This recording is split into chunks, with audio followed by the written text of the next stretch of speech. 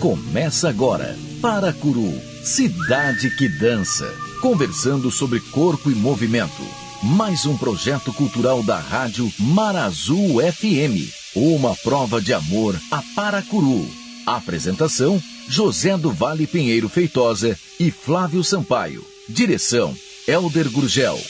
Com vocês, Paracuru, cidade que dança.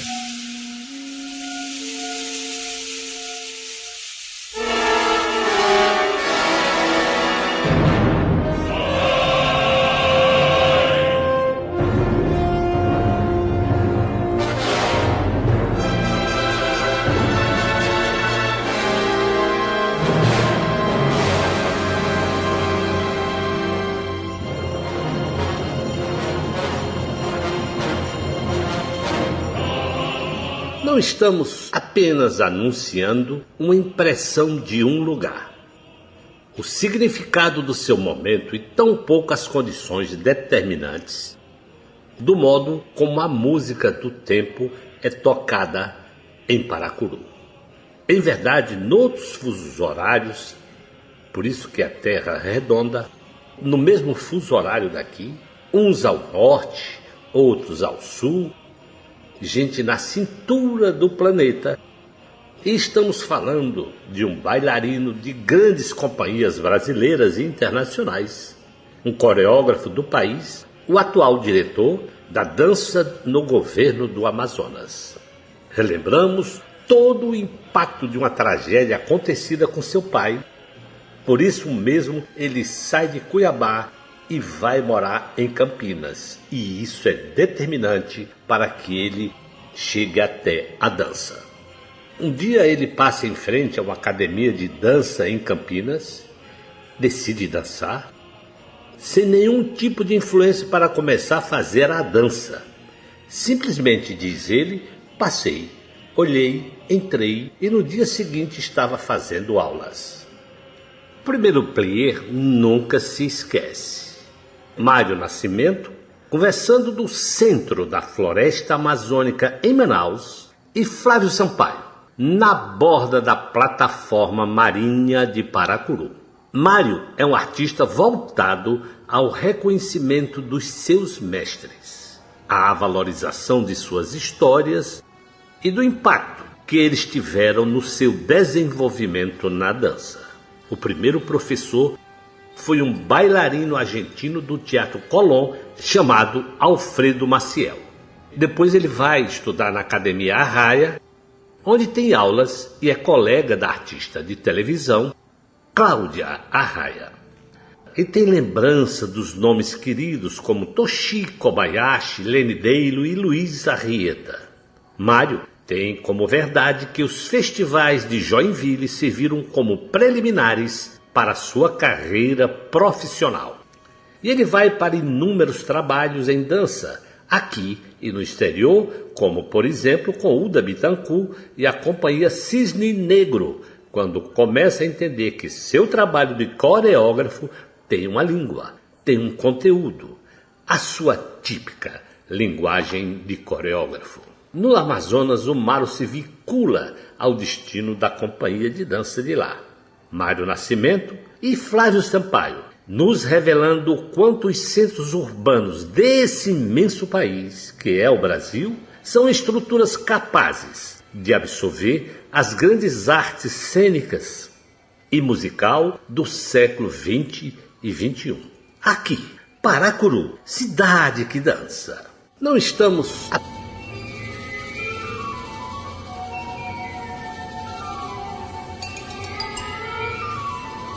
Mário Nascimento, querido, seja bem-vindo a Paracuru, cidade que dança. Mário, você é um dos coreógrafos mais respeitados, mais celebrados da atualidade hoje no Brasil, né? Você é uma pessoa conhecida, já morou em São Paulo, Belo Horizonte, você tem atuação no Brasil inteiro.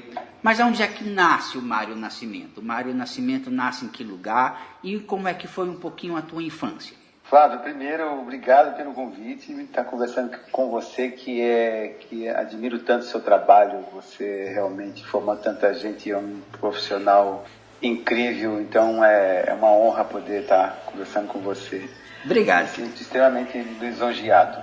E esse programa lindo, Paracuru, os projetos que você tem aí no Nordeste, especialmente em Paracuru, simplesmente exemplar.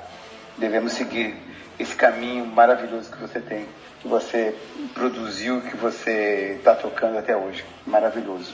O Mário Nascimento nasceu em Cuiabá, né? Eu sou do norte, né? Eu nasci em Cuiabá, eu sou de uma família do norte do país e paulista, né? Então eu nasci em Cuiabá e a minha criação, meus primeiros anos, a minha vida se deu em Campinas, no interior de São Paulo, que parte da minha família é paulista, né? Então, eu estou no norte e, na verdade, eu vim do norte, né? Eu vim do norte do país, que é a capital do Mato Grosso, Cuiabá. Muito quente, né? Extremamente quente. A cidade, eu vivi muito pouco na cidade, né? Logo cedo eu fui para São Paulo, e onde se deu a minha vida, no interior de São Paulo, em Campinas. E a dança? Como é que a dança chega na tua vida? A dança chega exatamente em Campinas. Um jovem problemático, eu perdi meu pai muito cedo, que foi assassinado em Cuiabá, né? Onde eu presenciei a morte do meu pai. Então, logicamente, muitos problemas na infância, né? E a dança surgiu para mim por acaso, porque eu não tenho artistas na minha família. A minha família é uma família de comerciantes, de fazendeiros, né? Então não tinha artista. Então é uma coisa muito acaso, né? Nas minhas andanças por Campinas, saindo do colégio, eu passei em frente a uma academia de dança e não sei o porquê, eu entrei, no outro dia eu estava fazendo aula. E não tinha nenhuma influência, não tinha nenhuma indicação, ninguém disse para fazer isso. Eu simplesmente passei, entrei e no outro dia eu estava fazendo aula e nunca mais saí. É uma coisa bem inexplicável, porque eu não tive nenhum tipo de influência para começar a fazer dança. Foi uma coisa muito ocasional e alguma coisa que talvez tivesse escrito já. Um chamamento, acho que a dança te chamou para ela, e eu acho que ela foi muito sábia para fazer isso, porque deu certo. E me salvou, porque eu era um jovem extremamente problemático, né? Muito, muito violento, muito complicado. Logicamente, isso em decorrência das cenas, né? De ver o meu pai... que eu levei muito tempo para superar isso, e a dança foi o fator principal exatamente para ter essa superação, né? Então eu acho que a dança, ela me tirou de um lugar e me colocou no outro, né? É muito melhor, por sinal. É isso, então, mas não tem, é uma coisa bem inexplicável. O que você disse, é um chamamento. Uhum. A dança tem esse poder, né? A arte tem esse poder.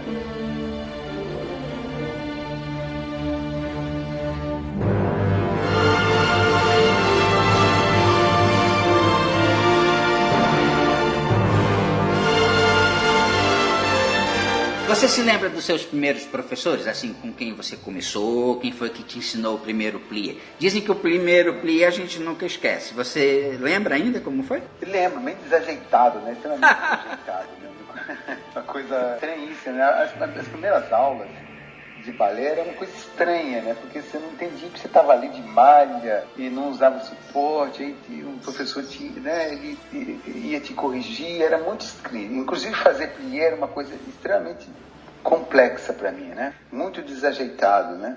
E o meu primeiro professor foi um argentino chamado Alfredo Maciel.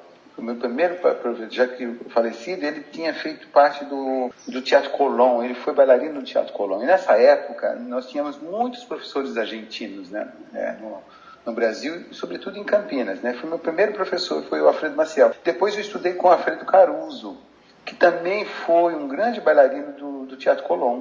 De Buenos Aires. Em Buenos Aires, né. Depois eu estudei com a Mota Raia, que era Olenka Raia, que é a irmã da Cláudia Raia, que foi uma grande professora, ela era professora de jazz, né? Uhum. E ela me levou para a escola dela. Eu estava numa escola e ela me levou para a escola dela, que viu alguma coisa ali e chamou para ir para a escola dela e me deu uma bolsa. Pouca gente sabe que a Cláudia Raia é de uma família de bailarinos de São Paulo, né? Tem uma irmã bailarina maravilhosa. É maravilhosa, grande, super professora, maravilhosa. Eu cheguei a dançar com a Cláudia. A Cláudia já era um talento, já era aquela coisa com 15 anos, né? E essa escola que me deu suporte, com bolsa, com alimentação. Eu morava praticamente na escola da Monta Raia, sabe? Então, eu fui protegido ali porque a família não dava apoio, né? A minha família não queria, de jeito nenhum, queria que fosse para a faculdade, lógico. Minha família não concordava com isso, meus irmãos absolutamente, mas eu tive um suporte dessa família, né? Da Cláudia Raia, que me ajudou muito nesse começo. Então foi fundamental aquele, né? Eu acho que a gente precisa dessa ajuda no começo, né? Então, e logo eu comecei a dar aula de jazz também, né? Já ganhava um dinheirinho ali. Então foi muito feliz essa coisa do começo, sabe? Maravilhoso, essa coisa de você descobrir a dança, né? Eu sabia que logo cedo eu já percebi que não seria um bailarino clássico, né? Eu não tinha aquela, né? Mas o clássico me deu muita base, né, no começo, porque eu fazia muita aula de clássico.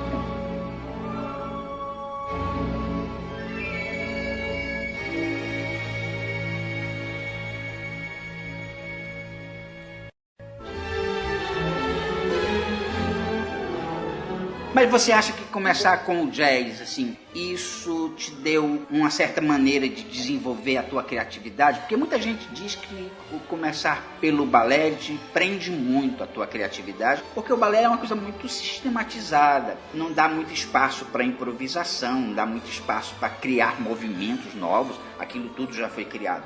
Você acha, assim, que hoje, assim, pensando, olhando lá para trás, eu comecei pelo jazz, isso já me deu uma certa liberdade para eu ser o coreógrafo que eu sou hoje? Sim, mas naquele momento tinha a coisa do balé e eu acho que eu precisava da disciplina do balé, sabe? O balé me deu muita disciplina, né? Então, a coisa, né? O balé tem essa coisa da disciplina e isso foi muito importante.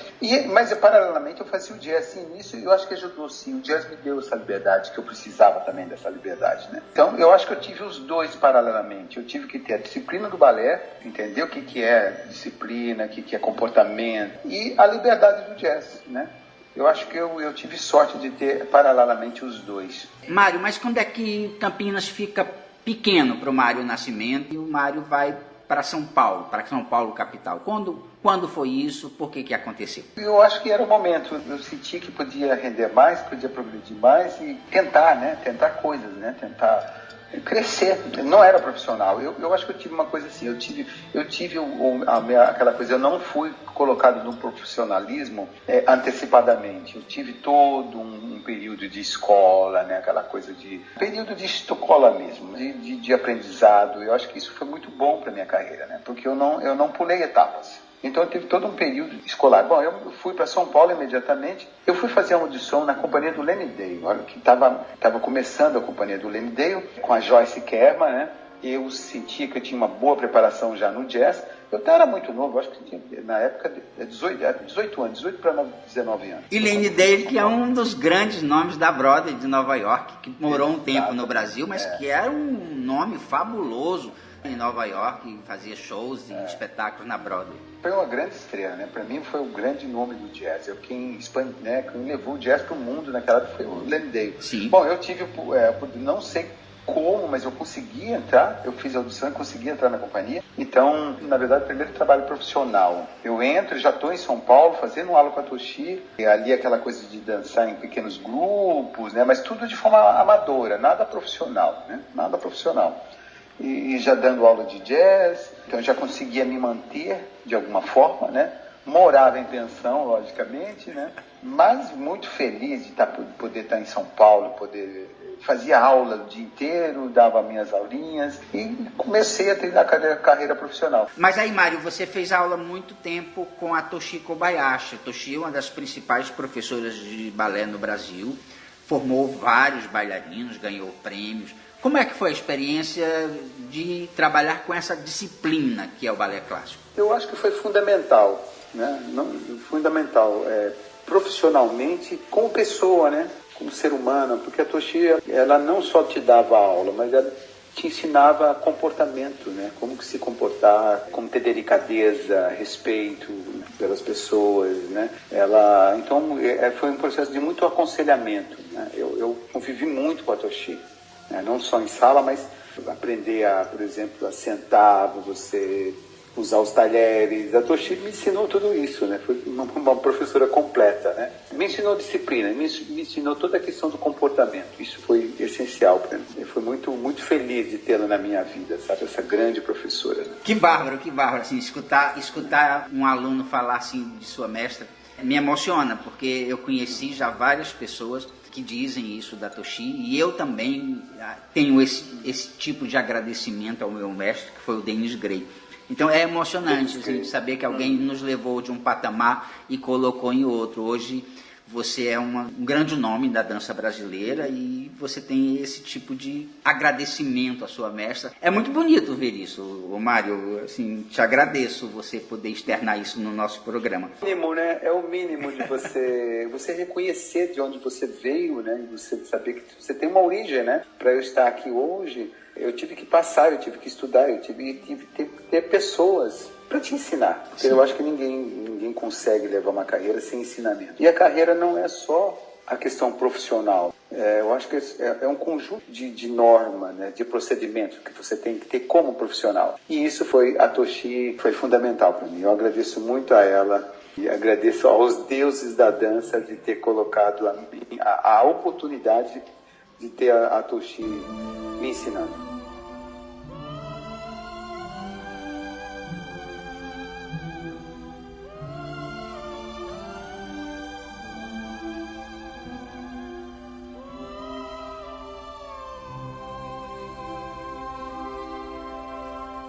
Você é de uma geração que viveu em São Paulo, quando São Paulo era o centro brasileiro da dança. A dança se desenvolve no começo do século XX no Rio de Janeiro, com a fundação da escola do Teatro Municipal e depois com a Companhia do Teatro Municipal. Mas assim, nos anos 70, 80, 90, a dança se transfere de malas e guarda-roupa inteiro para São Paulo. São Paulo tem grandes companhias de dança, São Paulo produz uma dança nos teatros particular, uma dança privada também, não só dos teatros oficiais, mas das companhias de dança privada. Como é que foi a tua vida nesse meio, nesse mundo de criação em São Paulo? Bom, profissionalmente, a primeira companhia que eu começo a trabalhar é a companhia do Lenny Dale, que chama Lenny Dale and Joyce, que é em concert, né? Foi um projeto que durou um ano e meio, mas foi fabuloso, porque estar ao lado do Lenny Dale era simplesmente incrível, né? Às vezes eu não acreditava, né? Quem é esse cara, né? Quem é esse cara, essa potência, né, da dança, essa coisa incrível, né? E trabalhar com Lenny pós e croquetes, né? Pós aquele grande evento, aquele grande momento do teatro da dança que foi o Dizzy Croquettes, foi sucesso no mundo inteiro, né? Aquela coisa toda. Então, eu vou trabalhar com o Lenny Poddes, eu acho que alguns anos depois desse advento que eu falo, desse evento que foi o Dizzy Croquettes, né? Então, incrível, ao lado de bailarinos fenomenais, né? Eu, na verdade, estava começando a ver a carreira profissional, né? Então, ali me alavancou para entender o que é estar num palco, que são as luzes, o que é esse glamour, que o Lenny era imbuído desse glamour também, né? Mas incrível, um cara extremamente disciplinado, focado. Quando ele começava a trabalhar, era extremamente focado, extremamente disciplinado, a despeito das loucuras dele, né? Toda a lenda que envolve a vida do Lenny Dale, né? Mas ali na sala era extremamente competente, extremamente focado no trabalho. Então, também foi um grande momento. Agradeço também muito a oportunidade de ter tido o Lenny Dale, porque o Lenny me ensina o que é arte cênica, o que é ser um artista, né? Uhum. O que é você ter um olhar, né? Você ter um olhar para a plateia, o que é você conquistar o público, trazer o público para você. Foi a primeira vez que o Lenny falou, você tem que ter muitos olhares quando você está indo. O seu olhar não pode ser um único foco, você tem muitos focos, né? Todo mundo tem que sentir que você está olhando para ele. Então você não pode fixar você tem que olhar para todos. Então você tem que ter muitos olhares, né? Então eu fui aprendendo essas mágicas, né? Essa coisa, aquele charme que ele tinha, né? Aquilo foi incrível para mim também, né? Você vê, né? A gente precisa dessas grandes figuras em nossas vidas, assim como eu acho que tem muitos bailarinos agradecem o fato de ter tido você como espelho, como professor. Então, nós não crescemos sozinhos, não existe essa coisa do autodidata, eu posso sozinho, não. A dança é uma construção, pessoas que estão ali incorporadas também à sua vida. Isso diz respeito aos professores. Então, eu tive essa chance ali de trabalhar com ele. Bom, aí eu estou em São Paulo, quando eu termino com o Leme Dale, um tempo depois, eu danço com a Maísa Tempesta também, que era uma grande professora de jazz, que tinha uma companhia chamada Jazz Brasil.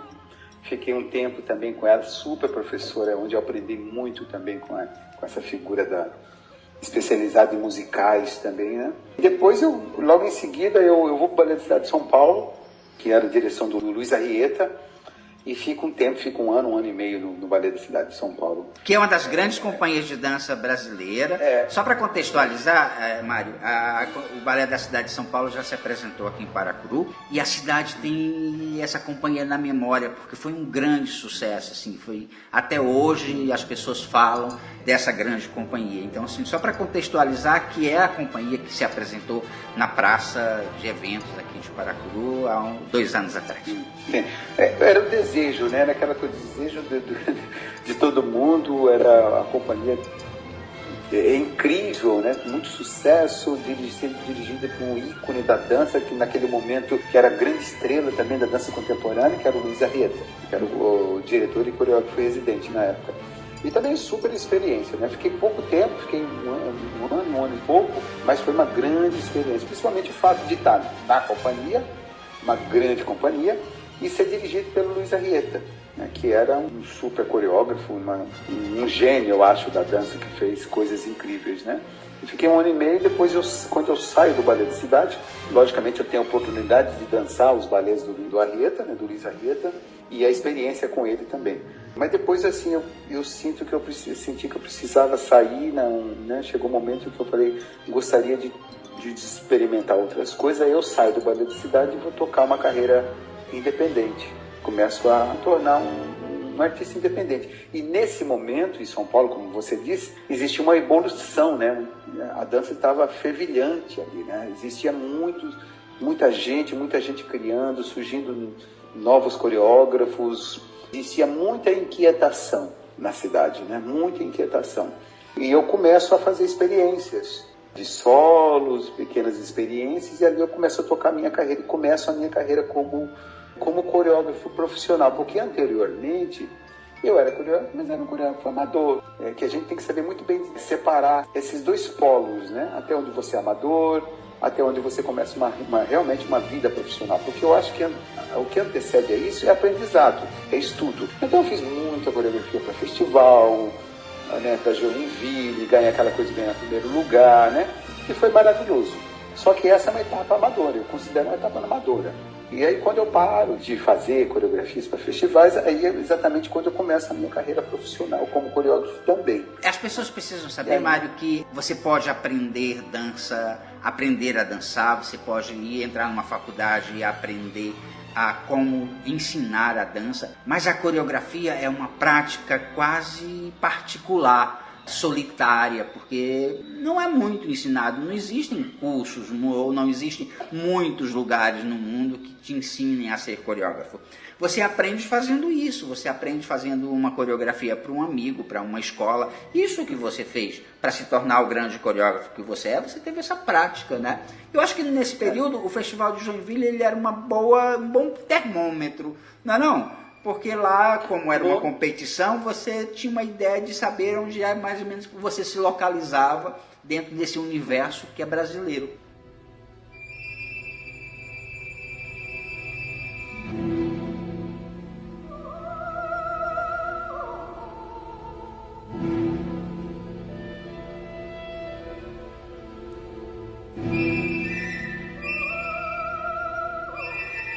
Eu acho que o Joinville foi ótimo, não renego nem um pouco. Eu fiz muitas experiências com muitos grupos, né? E nessa época amadora, eu trabalhava com grupos muito numerosos, né? Com 30 bailarinos. Imagina, você ter que aprender aí de como você trabalhar com essa massa. E eu devo isso hoje, eu acho que a facilidade que eu tenho de trabalhar com companhias grandes, é exatamente esse período, de ter tido esse momento também de estudo. Eu acho que você estudar, né? Estudar, trabalhar com muita gente, né? Mas eu acho que, logicamente, a coreografia não tem uma fórmula, né? Ela é intuição. Sim. Né? Eu acho que ela é intuição e ela é prática. né? Você tem que praticar. Então, independente da condição, da questão que você tenha facilidade, você tenha um talento, mas tem a questão que você tem que também entrar no lugar da pesquisa, né? Porque senão você vai fazer sempre a receita do bolo. Então, eu considero esse momento também de Joinville, dos festivais, muito importante, exatamente para esse lugar aí de você praticar a coreografia, né? E é diário, né?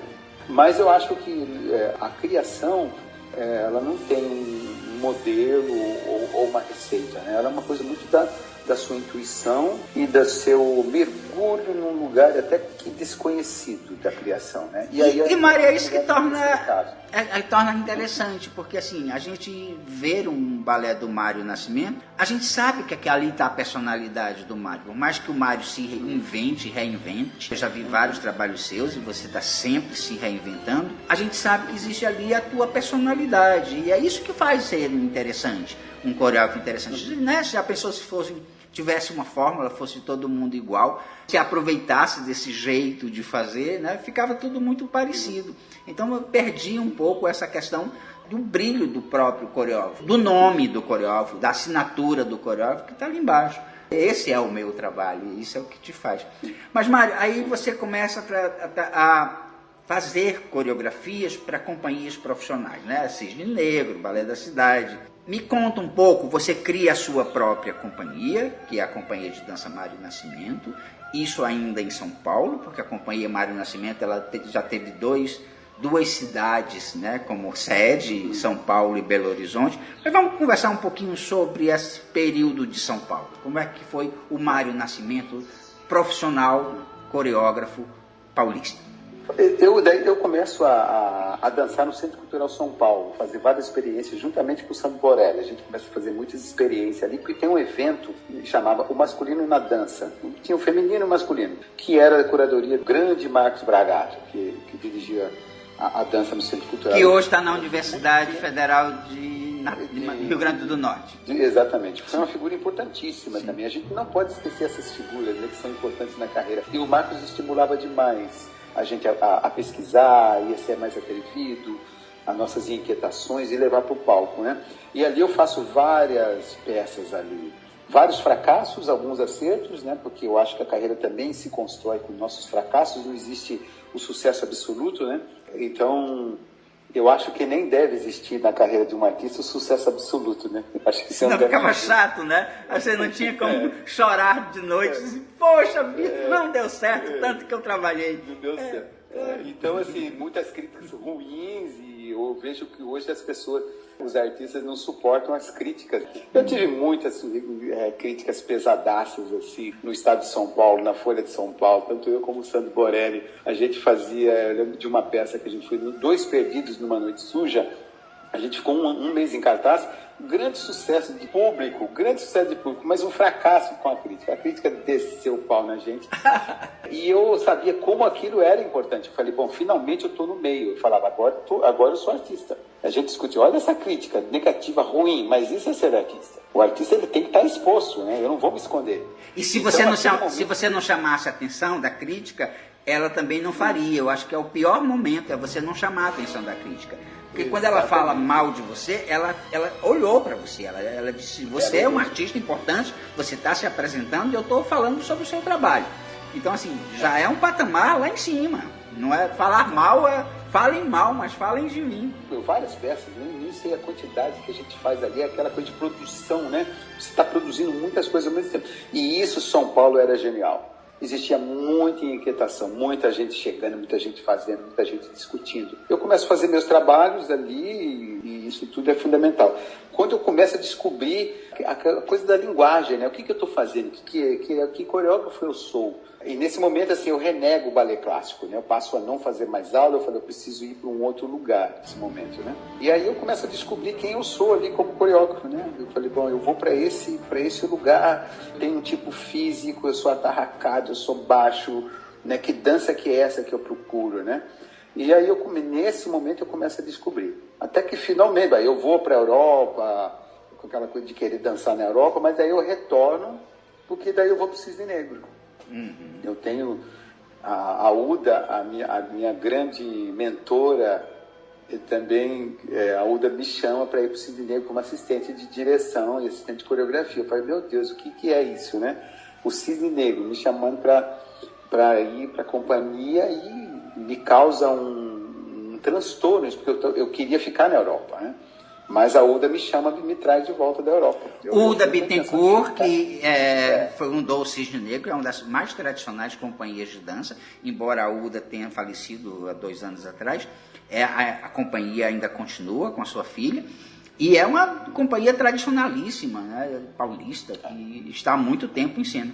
E a UDA Bittencourt, assim, ali eu aprendo o que é dirigir, o que é trabalhar com uma companhia, porque era uma super diretora, uma super companhia, né, muito tradicional, bailarinos incríveis ali. Eu dirigi o Jorge Garcia nessa época, né? O Jorge Garcia que trabalhou esse grande coreógrafo, esse grande profissional, né? Hoje eu tive aquela coisa de dirigir o Jorge, né? Por sinal, trabalhou com a companhia de Paracuru, né? Fez um trabalho belíssimo pra gente, chamado Praia das Almas. Eu considero hoje uns grandes nomes hoje da dança no país, é o Jorge Garcia. E naquela época o Jorge era bailarino do Cisne Negro, né? Então eu fui jogado ali para dirigir a companhia, né? Tá na sala de aula com a companhia, e a UDA me dá todo o suporte e me ensina o que é também estar numa sala com grandes bailarinos dirigindo, né? Porque era uma diretora linha dura, né? Extremamente linha dura, né? E ali, e no Cisne Negro, eu tenho a oportunidade de fazer a minha primeira coreografia profissional com uma grande companhia. Ela me dá essa oportunidade, que é também fundamental. Então ela fala, olha, vou abrir para você, ela me chama para coreografar, para você fazer um trabalho para o Cisne Negro, né? E me dá essa oportunidade, onde eu faço, eu considero que foi assim, meu primeiro, eu não sei classificar o que é sucesso, mas talvez o primeiro trabalho que dá certo, né? Que começam a falar que tem uma linha, que tem uma língua ali, que o Mário está falando alguma coisa que é própria dele, né? Então eu tenho essa oportunidade de fazer 2 trabalhos durante o período que eu fico, um período de 3 anos no Cisne Negro, como assistente dela, e naquele momento também como um residente, né? Como um coreógrafo residente. E aí a carreira vai, e quando eu fico 3 anos, mas continuo mantendo um contato com a companhia, né? Eu volto outras vezes para coreografar, eu continuo mantendo essa ligação. Eu sou um admirador dessas diretoras linha dura, como Uda Bittencourt, como Ivone Sati, como Flávio Sampaio, como Iraciti, essas mulheres, né, que foram também muito fortes, né, muito poderosas dirigindo essas companhias, né. Hoje falam, né, tem poucas mulheres dirigindo, mas lá no passado tiveram muitas mulheres dirigindo essas companhias, né. São Paulo é famoso por ter produzido uma geração enorme de mulheres muito fortes e muito talentosas. Eu já falei isso aqui no programa da Iraciti Cardoso, sim. E a Iraciti era uma das que eu falava, nossa, essa diretora é linha dura, né? Então, linha dura no sentido de trazer como um firme, né, as companhias, né? E depois que desembocou na grande diretora do Ballet da Cidade, que foi a Mônica Mignon, né? Essa super diretora também. Então, eu saio do Cisne, a gente conversa, fala, Uda, estou precisando viajar, eu quero ir de novo para a Europa, e acho que é o momento, né? Aí a gente entra num acordo, mas eu continuo ligado à companhia, mas saio do Cisne Negro e vou tocar a minha própria companhia, né? Que começa em São Paulo, começo com a minha companhia em São Paulo e fico muito tempo em São Paulo e depois vai para Belo Horizonte.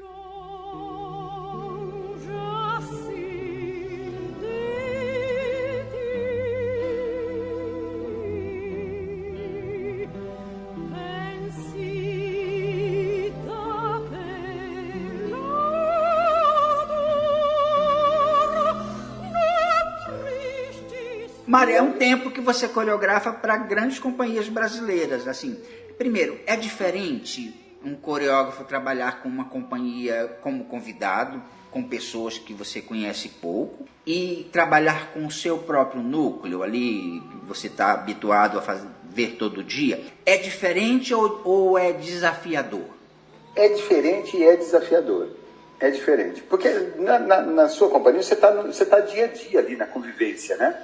Você tem um conhecimento do artista mais profundo, bem mais profundo. né? Então você entende aquele artista no dia a dia, você tem a oportunidade de praticar. Por exemplo, na companhia eu dou aula, né, eu coreografo, então você tem um domínio maior sobre a questão coreográfica, sobre a questão do que você quer, o que você quer fazer. Então, eu acho que você está num lugar até mais confortável, de muito conforto, se você tem sua companhia. E eu acho que coreografar, por exemplo, durante a minha estada em BH, eu fui para o Ballet de Cidade, retorno do Ballet de Cidade para coreografar. E aí lá, lógico, eu tenho 3 meses, a Mônica me dá, que não é normal, 3 meses para ficar como residente coreografando, né? Mas mesmo assim, você tem que mergulhar, né? Você tem que mergulhar no artista, porque eu acho que um processo coreográfico, ele é de risco, e eu não costumo ficar na superfície. Então, lógico, você vai trabalhar com uma companhia que você vai ficar menos tempo, uma companhia muito mais numerosa, você está num lugar de risco. Mas eu acho que esse risco é absolutamente necessário, porque a zona de conforto, ela costuma dar resultados medíocres. Porque também te alimenta o risco, o bailarino novo, o desconhecido, também deve te alimentar como coreógrafo, não? Me alimenta. Então, eu costumo me envolver muito com as companhias, né? Aí eu começo a coreografar várias companhias. Eu vou para a Ballet de Cidade, eu coreografo a companhia de Minas Gerais, o Palácio das Artes, né? da Fundação Clóvis Salgados, aí o Ballet do Teatro Castro Alves. Eu começo a coreografar para essas companhias, mas continuo trabalhando com as companhias médias também, que são maravilhosas, né? Que são também excelentes, né? Mas é diferente, sim. Eu acho um risco, você tem muitas possibilidades de errar, né? De não acertar, mas eu acho que faz parte do jogo. Mas se você tem um elenco que está disponível, que ele tá disposto a correr esses riscos pela obra, né? E saber que a sua permanência ali como artista ela é curta, mas ela pode ser extremamente profunda, né? Ela pode ser extremamente rica para ambos os lados, né? É arriscado, é diferente, é mais difícil, mas é extremamente recompensador quando você tem um resultado bom também. Mas se não tiver um resultado bom, faz parte do jogo. Do aprendizado que a gente aprende a vida inteira.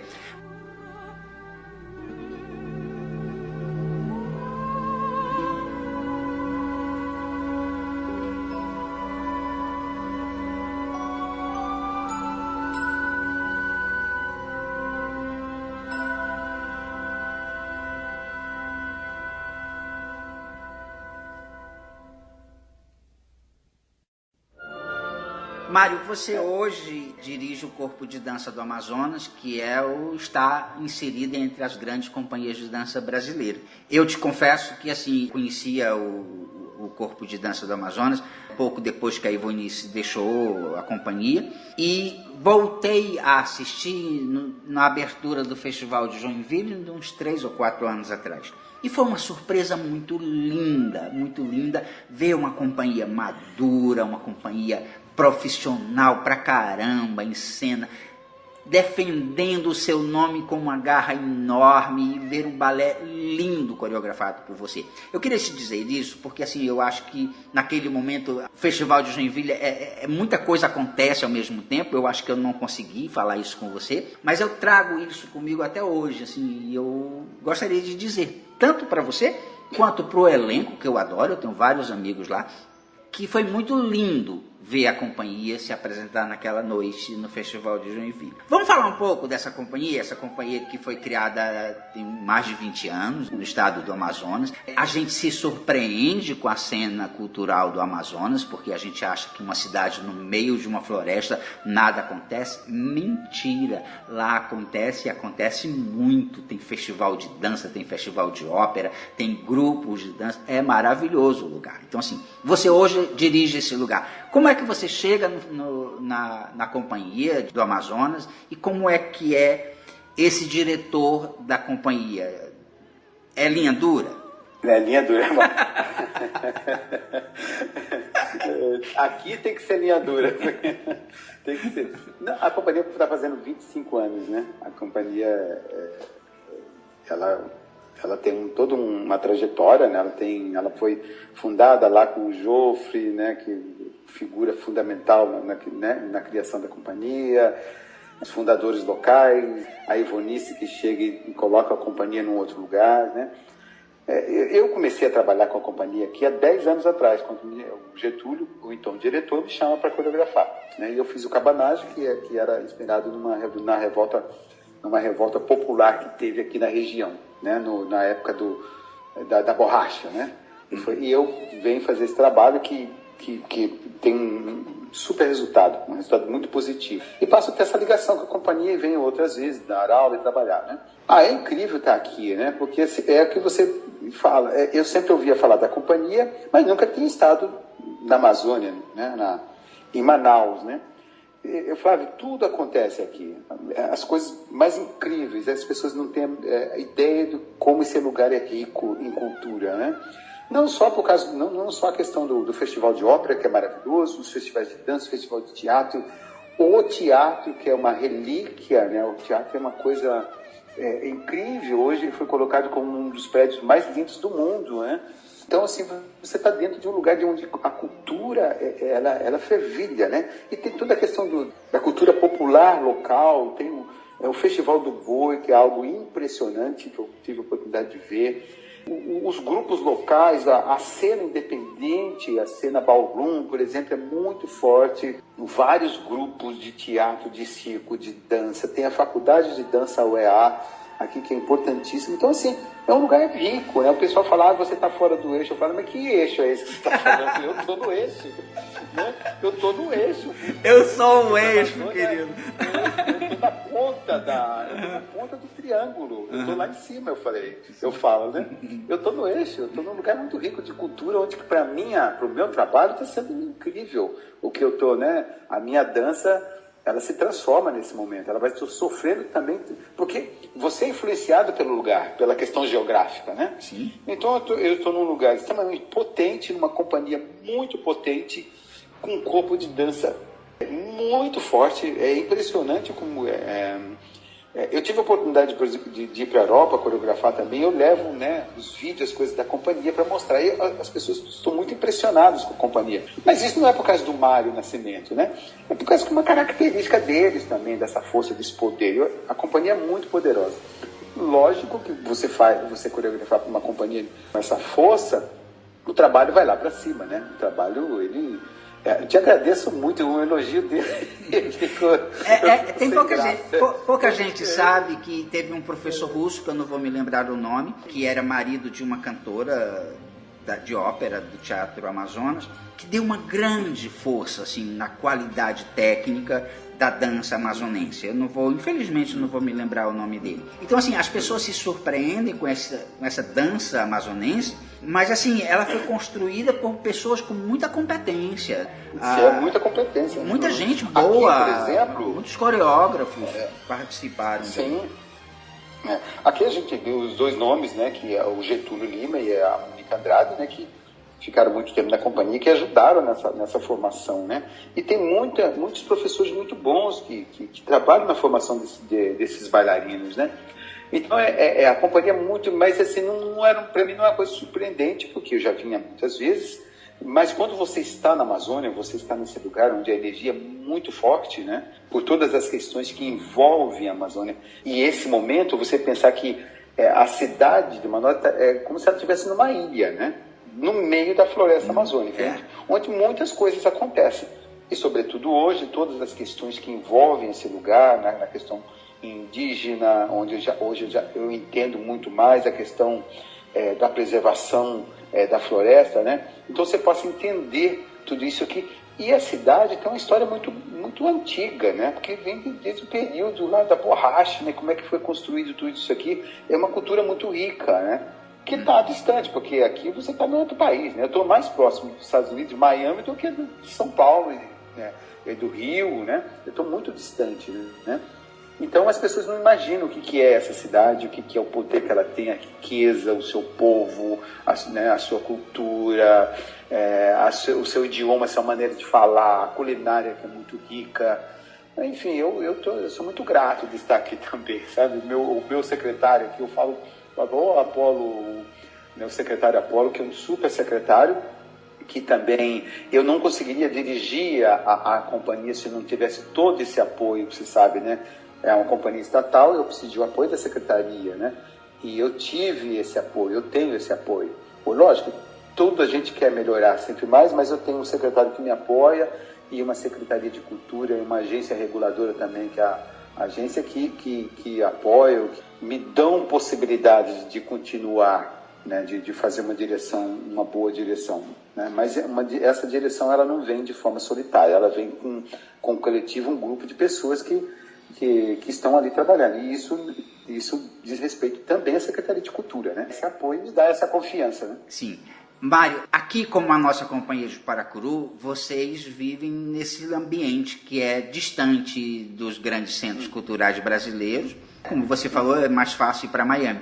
Como é que a companhia, que estratégias vocês usam para romper essa distância, né? Uma companhia de balé, ela precisa ser vista, as pessoas precisam olhar, assistir, avaliar. Então, como é que vocês fazem? Que tipo de estratégia vocês usam? Existe essa estratégia ou não? Para sair, como é que vocês conseguem fazer excursões e para que lugares vocês pretendem ir, né, após a pandemia, né? Nós estamos voltando a nos apresentar, nós estamos voltando a uma vida cultural mais como era antes. E então, como é que você vê a Companhia de Balé do Amazonas daqui para frente? Para que lugar você quer levar essa companhia?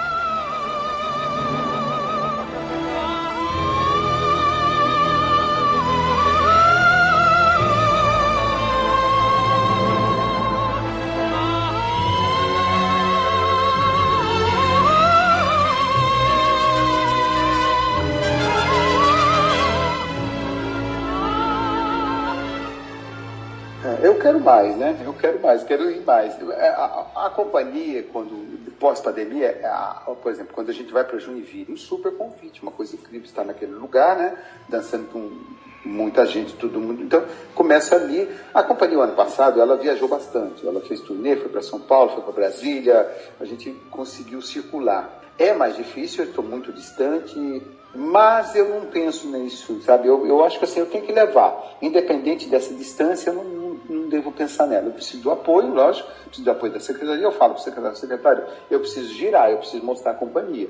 E ele falou, me manda e vamos tentar, né? Então é aquela coisa, a gente tem que tentar. E ao mesmo tempo eu tenho um grupo aqui de assistentes, de produtores que também estão, nesse momento, trabalham de forma muito competente da coisa de mostrar a companhia, de vender a companhia, né? E eu, quando saio para fazer os meus trabalhos fora, por exemplo, eu fui trabalhar na Alemanha e fui coreografar. Os meus encontros com os produtores locais, eu levo a companhia debaixo do braço, né? Eu fui para os Estados Unidos, fui para Minneapolis coreografar, levei a companhia, tive encontros, né? É a nossa intenção, é levar a companhia para a Europa, levar para Nova York, levar para Minneapolis, e aí você vai fazendo os contatos, porque eu acho que o trabalho do diretor não eu não posso ficar centrado, né? Eu tenho que viajar, eu tenho que mostrar a companhia, eu faço o trabalho de produtor também, né? De empresário, né? Então, a gente tem conseguido também, lógico, com o apoio da secretaria, e vamos fazer muitas turnês, pretendemos levar a companhia para a Europa. Ela foi uma vez já com a Ivonice e devemos ir de novo, e os contatos estão sendo feitos, estão sendo trabalhados, e é um trabalho de formiguinha, né? Eu falo que o diretor ele tem que ser muito mais político, né? De trabalhar de forma política, do que só um diretor ali que você fica ali. Então, eu me envolvo com toda a parte de produção e também de vender a companhia. E nós temos muitas turnês, né? Já agora em março a gente começa a viajar fora. É mais difícil, mas Flávio, é que nem Paracuru, né? É um grande trabalho que foi feito com a companhia de Paracuru, com esses jovens bailarinos, né? Está distante, mas a companhia é conhecida, as pessoas conhecem, sabem o que se faz aí, né? Então, se a gente for colocar a distância como um empecilho, nós não vamos fazer. Isso. Né? E talvez esse seja um fator também até positivo, porque como é que se faz um trabalho num lugar tão distante? Faz, se vocês querem ver, a gente vai. Faz e é lindo, né, Mário? Faz, bora. Mário, tem uma coisa que eu queria falar. Praias, Paracuru tem lindas praias, Manaus tem lindas praias, né? Então você tem que ver o que se faz nesses lugares, né? Que está fora da normalidade, parece, por causa dessa distância. Mas Fazemos. Mário, você tem um trabalho que me chamou muita atenção, que é um filme em Los Angeles, chamado The Last Man. Sim. Como é que foi essa produção? Nosso programa já está chegando ao fim, então só para a gente fechar, como é que você chega na meca do cinema?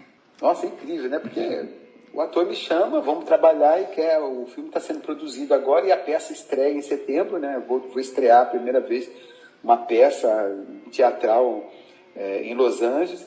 As coisas vão acontecendo, né, Flávio? Às vezes você fala assim, como eu fui coreografar na Alemanha, as coisas vão acontecendo, depois fui para os Estados Unidos coreografar, e tem o filme, e tem a peça, vão acontecendo. Eu costumo falar assim, eu sou muito, muito grato por tudo isso que eu tenho com a arte, sabe?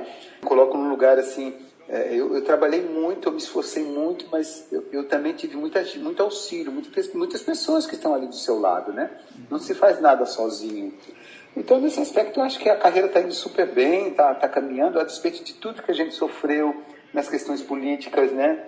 A cultura foi praticamente devastada, foi colocada num lugar de ruínas, né? E agora nós precisamos recuperar todas as questões. Eu não sou um artista que penso só no meu lugar aqui, mas tem todas as questões sociais que envolvem o país, que tem que ser trabalhadas e recomeçadas, que praticamente foi tudo destruído, né? Então, eu acho que temos uma nova oportunidade. Né? Mário, as coisas eu acho que vão acontecendo com trabalho, com perseverança, com confiança e com gratidão.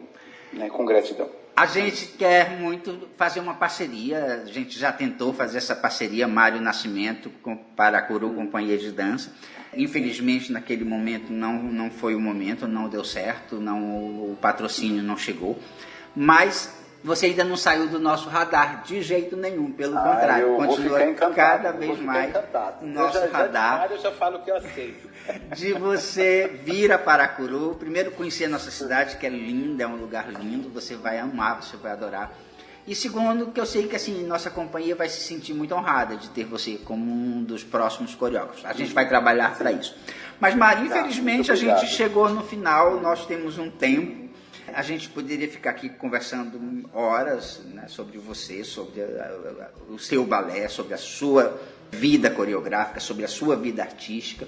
Hoje, Paracuru conhece um pouquinho mais de você, mas a gente te espera aqui presencialmente. Eu quero te agradecer muito, agradecer a tua generosidade de estar aqui nesse programa e te dizer que a gente está de portas abertas e o microfone à sua disposição para você dizer mais alguma coisa para o nosso público. Flávio, muito obrigado por a oportunidade de poder falar, contar um pouco da história e muito obrigado por essa aproximação com você, que eu tenho muita admiração pelo seu trabalho, pela sua trajetória também. Obrigado, Mário. Um grande abraço para você e um grande abraço nesse grupo de dança do Amazonas, que é maravilhoso. Tá, um beijo para você e para Paracuru. Linda cidade.